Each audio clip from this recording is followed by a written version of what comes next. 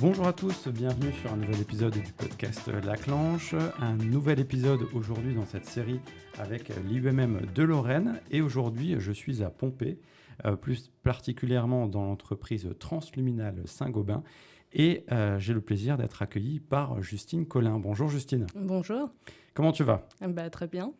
Alors, on a le soleil, on va enregistrer cet épisode dans la bonne humeur et on va parler plus particulièrement de ton parcours, également de la métallurgie et de l'entreprise dans laquelle tu évolues.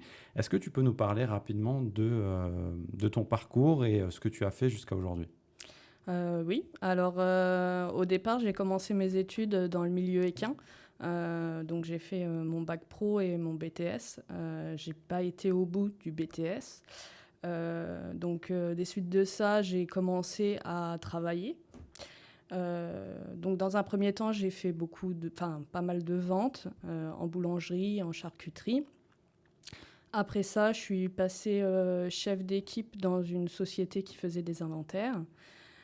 Et après, j'ai trouvé ici en tant qu'agent de contrôle dans le service contrôle. Voilà. Et il y a 7 ans à peu près, je suis passée chef d'équipe. Donc ça fait combien de temps que tu es ici ? Ça fait un peu plus de 10 ans maintenant. Ah oui, donc ça fait pas mal d'années. Oui. Tu as dû voir passer des choses. Oui, tout à fait. Alors par rapport à ton parcours, tu l'as dit, il est assez varié puisque tu as découvert différents secteurs d'activité. Est-ce que ça t'a apporté des choses justement d'avoir ces différentes expériences avant de rentrer dans ce secteur qui est la métallurgie ? Oui, je pense. Je pense que toutes les expériences apportent quelque chose. Déjà, le milieu du cheval, ça m'a déjà un peu appris à connaître l'environnement du travail. Être ponctuel, être toujours présent, parce que il y a un côté animal où les chevaux ont besoin d'être toujours nourris à heure régulière et tout ça. Le côté vente m'a apporté aussi pas mal au niveau de ma communication. Je suis quelqu'un qui est assez réservé à la base, donc ça m'a permis un peu plus de m'ouvrir et de parler et d'assumer ce que je pense et de donner mes idées quand il y a des problématiques et tout ça. Et puis après, le côté chef d'équipe m'a aussi un peu permis de prendre encore plus d'assurance et de me rendre compte que j'étais capable de faire des choses dans le milieu professionnel sans problème, quoi. Donc on peut être quelqu'un de réservé et passer quelques années plus tard chef d'équipe. Bien sûr. Tout est une question de volonté et de se sentir à l'aise aussi avec ce qu'on fait, mais oui, il n'y a pas de souci avec ça. Est-ce que quand tu as postulé, le secteur de la métallurgie, ça t'évoquait quoi ? Au départ, quand j'ai trouvé ce boulot, ça n'a pas été trop le côté métallurgique que j'ai vu. C'était plus le secteur médical, donc aider les autres, qui m'a vraiment intéressée. Et une fois que j'ai commencé à travailler, le truc qui se détachait le plus, j'ai envie de dire, c'est vraiment cette bonne ambiance. Peu importe les services et tout ça, je ne vais pas mentir, il y a aussi quelques tensions comme dans toutes les sociétés, mais l'ambiance générale est quand même assez bonne et voilà, c'est... Plutôt sympa. Oui, carrément. Par rapport à ce qu'on y fait ici, Transluminal, est-ce que tu peux nous raconter justement qu'est-ce qu'on y fait tout simplement ? Alors, on fait de la conception, du développement et de la fabrication de dispositifs médicaux.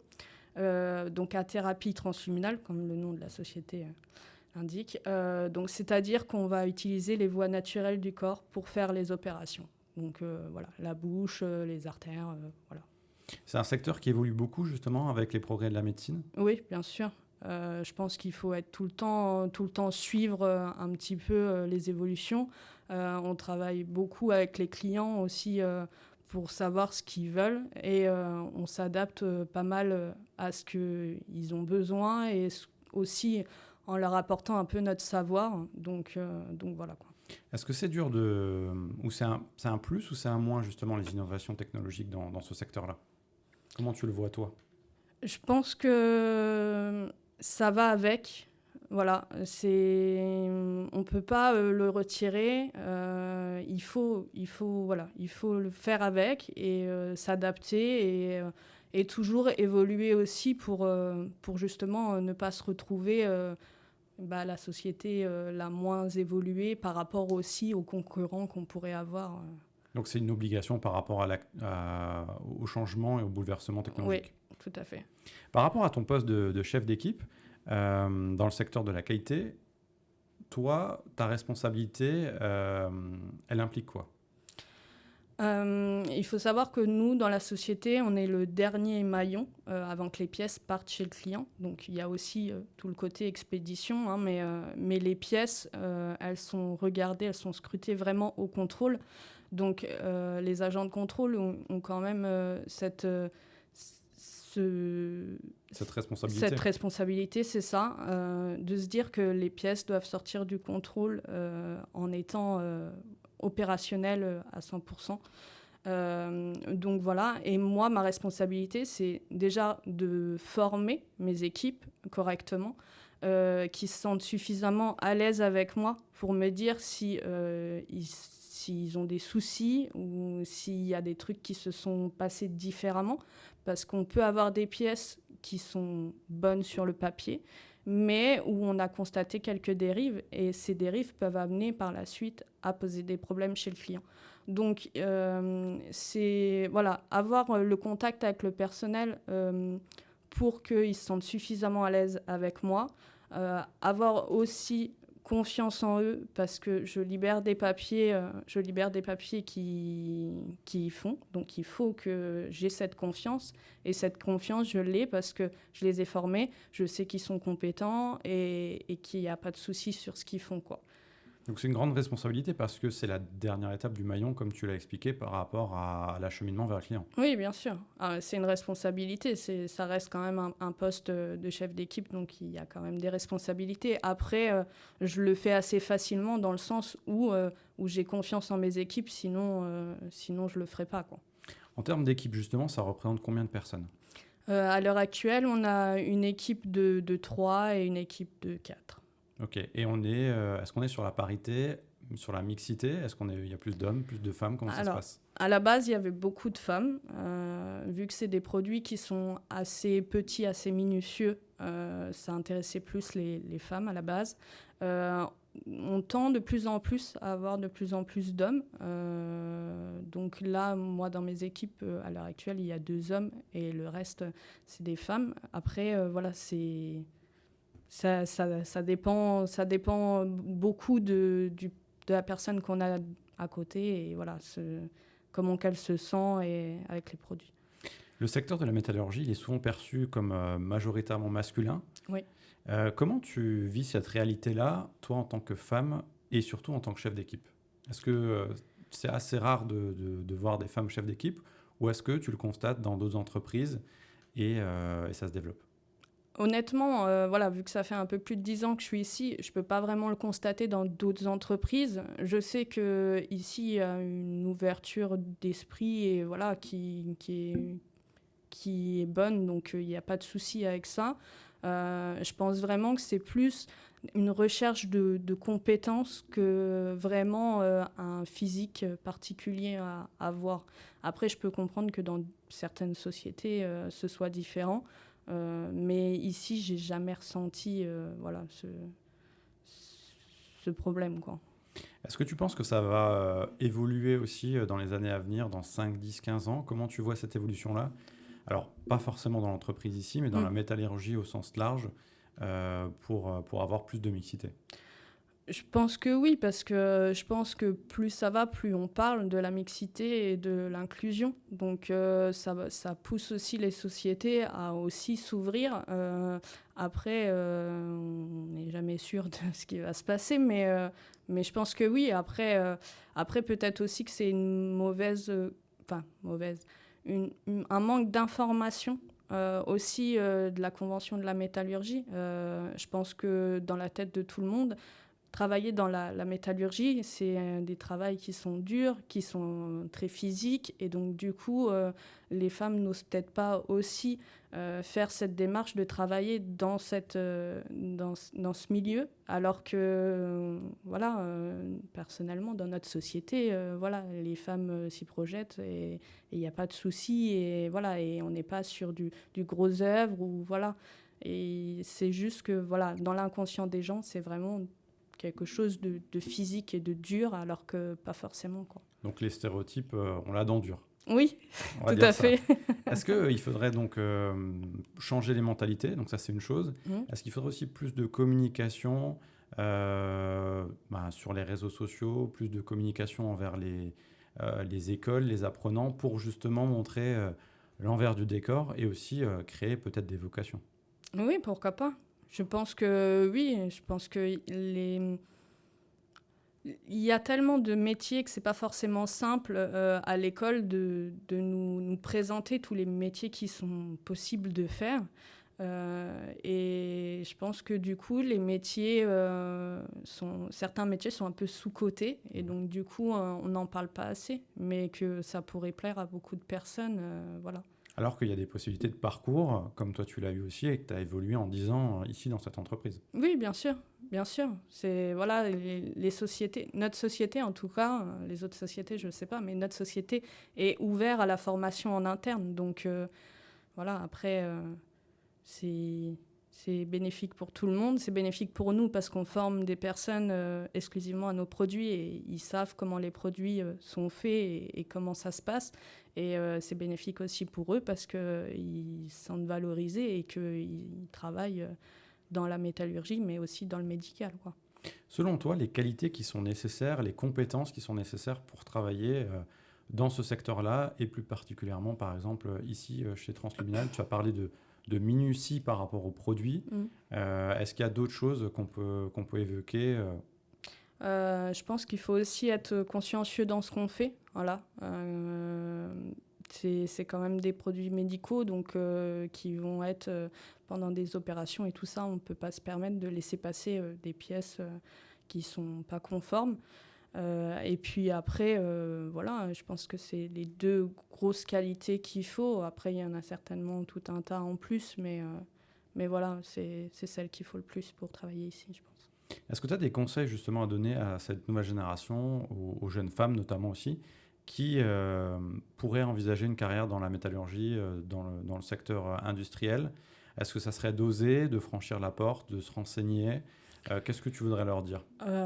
Qu'il faut oser. Il faut oser parce que personnellement, avant de travailler ici, j'aurais jamais pensé travailler dans une société comme celle-là. J'ai osé, j'ai essayé, j'ai apprécié ce que je faisais. Après, si il y a des personnes à qui ça ne pourrait pas plaire, mais on peut toujours voilà, retourner dans un autre secteur. Moi, en arrivant ici, je me suis bien plu et voilà, et ça fait plus de 10 ans que j'y suis, donc je pense que c'est la plutôt un bon preuve signe. que c'est que ça va. Donc voilà, il faut oser et puis après, pas avoir peur de trouver quelque chose qui nous plaît pas, parce que si ça nous plaît pas, on peut toujours aller sur d'autres secteurs, donc voilà quoi. Et par rapport aussi au fait qu'il y ait actuellement pas encore la parité dans ce secteur-là, qu'il n'y ait pas autant de mixité, est-ce que faut aussi rassurer les personnes en leur disant que quoi qu'il arrive, c'est accessible, comme tu l'as dit, tu es le parfait exemple, et on peut très bien travailler en bonne harmonie, quoi qu'il arrive. Ah oui, oui, tout à fait. Après, voilà, c'est pas parce qu'il y aura plus d'hommes qu'on ne sera pas intégré ou voilà. Et ça, il faut essayer chaque société, chaque service et voir comment ça se passe. Mais c'est pas parce que dans une société, ça va pas se passer forcément bien que dans une à côté, ce sera la même. Voilà, c'est complètement différent. Donc il faut pousser, mais aussi ne pas faire de la mixité pour faire de la mixité. Oui, oui, bien sûr. Aussi, recruter par rapport avec les compétences qui vont bien. C'est ça. Sinon, il n'y a pas forcément... Chercher des compétences plutôt qu'un physique établi ou qui cocherait des cases. C'est ça. Au-delà de ton travail, tu as aussi des passions. Oui. On a parlé aussi un peu en tout début d'épisode, tu as parlé d'équitation et aussi la peinture, si je ne me trompe pas. Oui. Cet équilibre, justement, que tu as, toi, je pense, entre la vie perso et la vie professionnelle, dans un secteur qui est aussi exigeant, ça montre qu'on peut avoir un métier à responsabilité dans ce secteur-là, tout en ayant une vie aussi à côté. Oui, oui, bien sûr. Il faut avoir un équilibre comme ça et aussi savoir faire la part des choses entre les deux. Le professionnel est très important, mais il ne faut pas qu'il impacte le personnel et vice-versa. Voilà, c'est c'est pas toujours simple. On a tous eu des soucis où voilà, ça a forcément un peu joué sur notre professionnel ou notre personnel. Il faut se détacher et voilà. Mais oui, un bon équilibre est important quand même. Justement, qu'est-ce qui te passionne aussi au quotidien, justement dans tes missions, qui fait que au final, tu as évolué en 10 ans, Oui. Tu t'épanouis ici. Qu'est-ce qui te passionne vraiment Est-ce que c'est le fait d'évoluer tout simplement? Est-ce que c'est le fait d'avoir différentes tâches, de ne pas avoir la même journée? C'est un peu un ensemble de tout ça. J'ai beaucoup d'autonomie. Je suis passée chef d'équipe et j'ai toujours eu l'avantage d'avoir des responsables qui étaient présents sans trop l'être. Et donc, j'ai toujours un peu tâtonné, essayé de faire de nouvelles choses, de leur montrer, qui me disent si ça allait, si je pouvais continuer comme ça ou changer. Donc voilà, je pense que c'est important pour moi de pouvoir avoir cette autonomie tout en ayant quand même quelqu'un sur qui je peux compter quand je suis un peu dans le flou ou que j'ai besoin un petit peu peut-être d'être rassurée sur quelques trucs. Mais voilà, et puis le fait que mon poste évolue au fur et à mesure, voilà, je suis plus la même chef d'équipe qu'il y a 7 ans forcément. Et ça me plaît aussi ce renouveau, voilà, que ce soit avec mes équipes, que ce soit avec mon responsable, avec les autres services aussi, puisqu'on est amené aussi à beaucoup côtoyer les autres services. C'est un boulot très complet, on va dire. Chef d'équipe, la compétence principale qu'il faudra avoir, c'est, selon toi, ça serait laquelle? Être à l'écoute? Oui. Oui, parce que ça reste quand même... Ce qui est le plus important, c'est le management. Et il faut réussir à se mettre un peu dans la peau des autres sans trop non plus être impliqué, mais comprendre les problématiques que d'autres ont et que nous, on n'aura peut-être jamais, parce qu'on n'a pas les mêmes façons de penser, pas les mêmes... voilà. Donc je pense que c'est quand même hyper important d'avoir cette façon de voir et de penser. Pour conclure la première partie, Justine, comment tu te vois dans 5, 10, 15 ans? Est-ce que tu te vois toujours ici, toujours dans ce secteur-là, accomplir de nouveaux projets? Qu'est-ce qui te stimulerait dans les années à venir? En fait, actuellement, je suis bien dans mon poste. Donc oui, je me vois continuer ici sans souci. Sinon, je ne serais pas restée 10 ans ici. Donc voilà, continuer à avoir un boulot que j'aime, parce que pour moi, c'est quand même primordial de faire quelque chose qu'on aime. Après, si j'ai la possibilité d'évoluer, pas de souci, voilà. Je suis, voilà, c'est encore de nouveaux challenges, donc oui. Après, je peux pas dire comment la vie sera faite, donc dans 5 ans, j'aimerais me voir ici. Si après, j'ai pas la possibilité de continuer de m'amuser, entre guillemets, au travail comme je le fais, et ce sera dans une autre société, mais voilà. Parfait, on a fini la première partie, c'est passé assez vite. Oui. On passe à la deuxième partie, c'est un quiz de rapidité, de spontanéité, donc tu réponds ce qui te vient le plus vite à l'esprit. Ok. Tu as 2 choix et tu as la possibilité d'avoir une carte joker. Ok. Alors, on est parti? Oui. Travailler en équipe ou travailler en autonomie? En équipe. Matinée productive ou soirée calme? Matinée productive. Prendre des décisions rapides ou analyser en profondeur? Analyser en profondeur. Défi technique ou gestion de projet? Défi technique, je dirais. Et la musique qui t'inspire le plus? Fall Out Boy, The Phoenix. Ah, pas mal. Ok. La dernière question, c'est un peu le rituel du podcast. C'est le nom du podcast, La Clanche. Pour toi, ça signifie quoi? Ça signifie... quelle définition tu donnerais à La Clanche? C'est la poignée de la porte. Ouais. Ce qui n'est pas forcément le cas pour tout le monde. Hein. Mais je crois qu'en Lorraine, on dit ça. Donc... oui, chez nous, ça va. Mais on est réputé pour connaître La Clanche, mais ce n'est pas le cas partout en France. D'accord. Voilà, c'est pour ça que je pose la question. Ton actualité en 2024, Et celle de l'entreprise, est-ce qu'il y a des choses qui vont se mettre en place? Est-ce qu'on est dans la continuité? On a mis un ERP, donc un logiciel en place fin 2023. Là, on est un peu en train de l'améliorer. Donc c'est un logiciel qui va nous permettre de suivre vraiment les temps qui sont passés par les opérateurs, le nombre de pièces acceptées, refusées, et pouvoir gérer un peu plus facilement les temps de contrôle, les taux de rebut, tout ça, tout ce qu'on se faisait un peu manuellement sur des fichiers Excel à la base. Là, on a un peu des outils qui nous sont donnés. Donc, il faut encore un petit peu le peaufiner parce que il a été mis très récemment en place, donc il y a encore quelques améliorations à faire.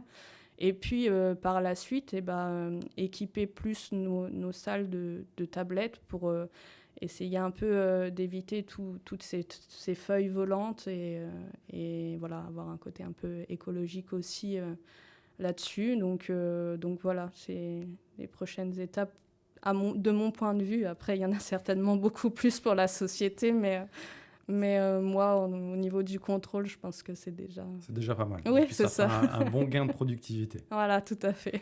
Parfait, Justine. Merci en tout cas pour l'accueil ici à Transluminal, pour l'interview. C'est très intéressant de découvrir ton secteur et puis ton métier. Ouais. Ta personnalité également. Et puis, on remercie l'IUMM de Lorraine pour la mise en relation et la confiance accordée sur ce projet. Et puis, on se retrouve pour un prochain épisode, à la fois en version audio et en version vidéo. À bientôt. Au revoir.